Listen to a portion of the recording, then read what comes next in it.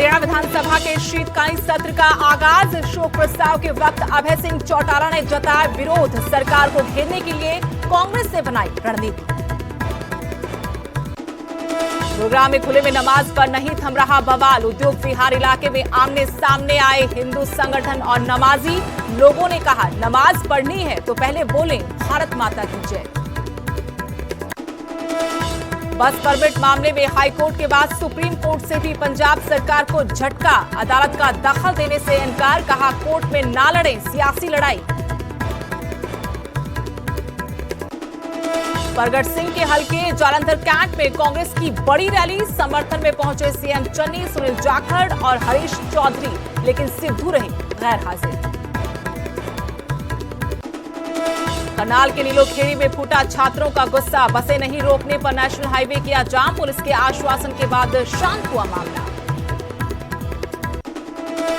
और हिसार में चलते ट्रक में लगी आग। ड्राइवर ने सूझबूझ से बचाई जान। कंटेनर में रखा सारा सामान जलकर था।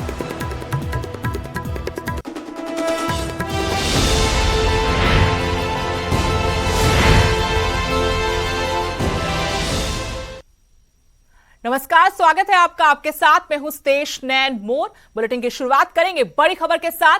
हरियाणा विधानसभा के शीतकालीन सत्र का आगाज हो गया है।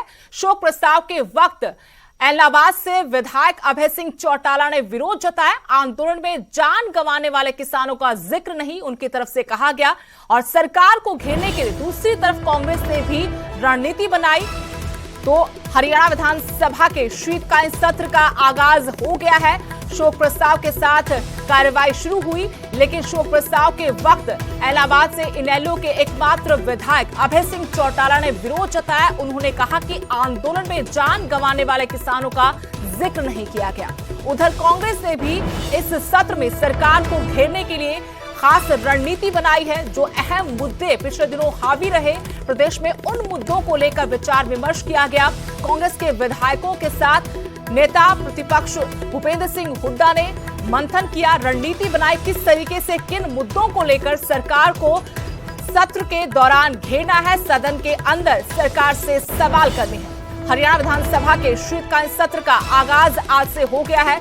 शोक प्रस्ताव के साथ ही कार्रवाई सदन की शुरू हो गई, लेकिन इस दौरान अभय सिंह चौटाला ने विरोध जताया। उन्होंने कहा कि आंदोलन में जान गंवाने वाले किसानों का जिक्र तक नहीं किया गया शोक प्रस्ताव में। उधर कांग्रेस ने विधायक दल की बैठक बुलाई थी और इस विधायक दल की बैठक में मंथन किया गया, रणनीति बनाएगी किस तरीके से बीजेपी जेजेपी सरकार को शीतकालीन सत्र के दौरान घेरना है, सदन के अंदर कौन से मुद्दों को उठाना है, क्या सवाल पूछने हैं ताकि सरकार को घेरा जा सके, जनता से जुड़े मुद्दों को, सवालों को उठाया जा सके। हरियाणा विधानसभा के शीतकालीन सत्र का आगाज शोक प्रस्ताव के साथ हुआ। इस दौरान अभय सिंह चौटाला ने विरोध भी जताया। उनका विरोध इस बात को लेकर था कि किसान आंदोलन के दौरान जिन किसानों ने अपनी जान गंवाई उनका जिक्र तक नहीं किया गया। उधर कांग्रेस ने भी सरकार को घेरने की रणनीति बनाई। और जानकारी के साथ मेरे सहयोगी अंकित उदानी जुड़े हैं। अंकित, हरियाणा विधानसभा के शीतकालीन सत्र का आगाज हो गया है, अभी तक की कार्रवाई को लेकर क्या जानकारी? बिल्कुल सुदेश, हरियाणा विधानसभा का शीतकालीन सत्र जो है उसका आगाज हो गया है और पहला दिन था। पहले दिन जहां बाहर सड़कों के ऊपर प्रदर्शन हुए, वो चाहे यूथ कांग्रेस ने प्रदर्शन किया, प्रदर्शनी लगाई, जिस तरह से एचपीएससी के अंदर घोटाला हुआ है नौकरियों को देने को लेकर के, उसके लिए उनकी ओर से प्रदर्शनी लगाई गई और बाकायदा पोस्टर लगाए गए कि इतने रुपए में ये नौकरी ले लो, और बाद में उनको पुलिस ने हिरासत में लिया। वहीं आम आदमी पार्टी के जो पूर्व प्रदेश अध्यक्ष हैं नवीन जयहिंद, उन्होंने भी मटका चौक से प्रदर्शन किया।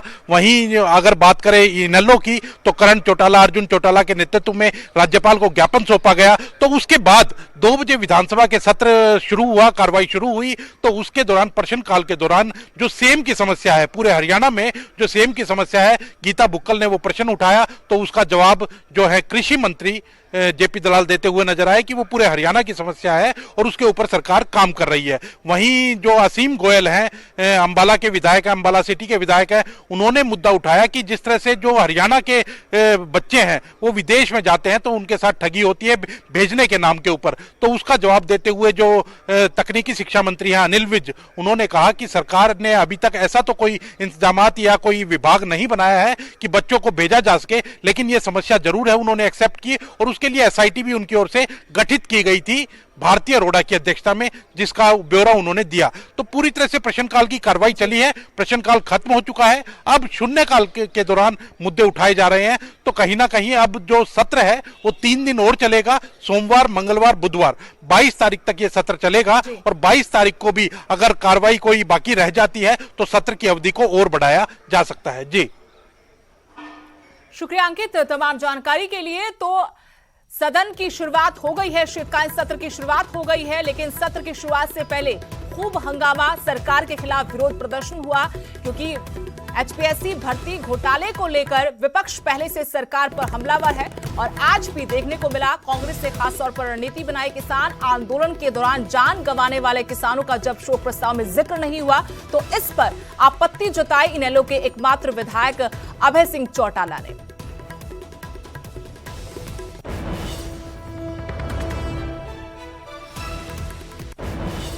अगली बड़ी खबर, करनाल के नीलोखेड़ी में छात्रों ने जमकर बवाल किया। कॉलेज के छात्रों ने नेशनल हाईवे पर यह हंगामा किया। नेशनल हाईवे पर छात्रों ने जाम लगा दिया। बसें नहीं रोकने पर छात्रों का गुस्सा फूटा था। पुलिस के आश्वासन के बाद हालांकि जाम खोल दिया गया, लेकिन उससे पहले छात्रों ने नेशनल हाईवे को ही जाम कर दिया। करनाल के नीलोखेड़ी में यह हंगामा किया गया। छात्रों की तरफ से छात्रों में नाराजगी इस बात को लेकर थी कि बसें नहीं रुकती, इसकी वजह से वो स्कूल कॉलेज वक्त पर नहीं पहुंच पाते। बसें नहीं रोकने की वजह से उनका गुस्सा इतना ज्यादा कि 20 सड़क बैठ गए। काफी देर तक हंगामा होता रहा। पुलिस मौके पर पहुंची, पुलिस के अधिकारी ने बातचीत की, आश्वासन दिया, उसके बाद ये जाम खोला गया। करनाल से मेरे सहयोगी हिमांशु नारंग जुड़ गए फोन लाइन से और जानकारी अपडेट के साथ। हिमांशु, नीलोखेड़ी में सड़क पर उतर आए थे छात्र छात्राएं, क्या जानकारी, क्या अपडेट?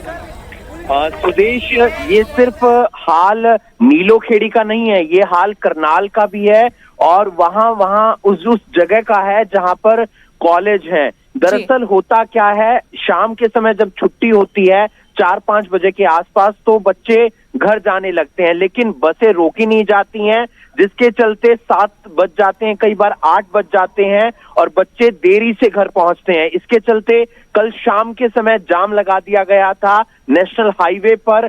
तकरीबन 5 से 7 मिनट जाम रहता है और उसके बाद पुलिस एकदम मौके पर पहुंचती है, बच्चों को समझाया जाता है, आश्वासन दिया जाता है। लेकिन ये हाल करनाल में अब भी देखने को मिलता है क्योंकि आईटीआई चौक पड़ता है जहां पर आईटीआई सेंटर है, बच्चे वहां से पढ़कर घर जाते हैं, लेकिन बच्चों की संख्या इतनी ज्यादा होती है कि उनके लिए ना तो कोई अलग बस चलाई जाती है प्रशासन या सरकार की तरफ से, और जो बाकी बसें हैं वो बच्चों के बैठने के लिए खोली नहीं जाती हैं, रोकी नहीं जाती हैं। तो बच्चे इस बात से काफी ज्यादा परेशान हैं। कभी फतेहाबाद की ऐसी तस्वीरें देखने को मिलती हैं, कभी करनाल की ऐसी तस्वीरें देखने को मिलती हैं। तो सरकार को इस पर संज्ञान लेने की जरूरत है कि कॉलेज के जो बच्चे हैं या पॉलिटेक्निक के जो बच्चे हैं, आईटीआई के जो बच्चे हैं, उनके लिए कुछ अलग बसों की सुविधा की जाए या फिर हरियाणा रोडवेज के जो चालक हैं उनको समझाया जाए, उन्हें बताया जाए कि इन बच्चों के लिए भी बसें रोकनी है ताकि ये बच्चे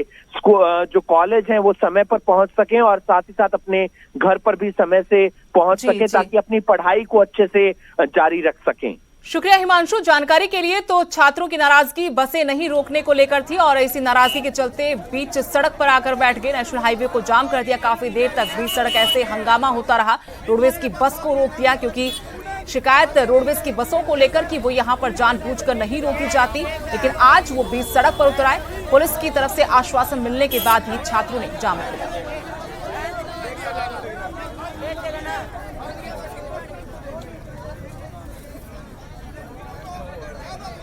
यहां रुकेंगे छोटे से ब्रेक के लिए।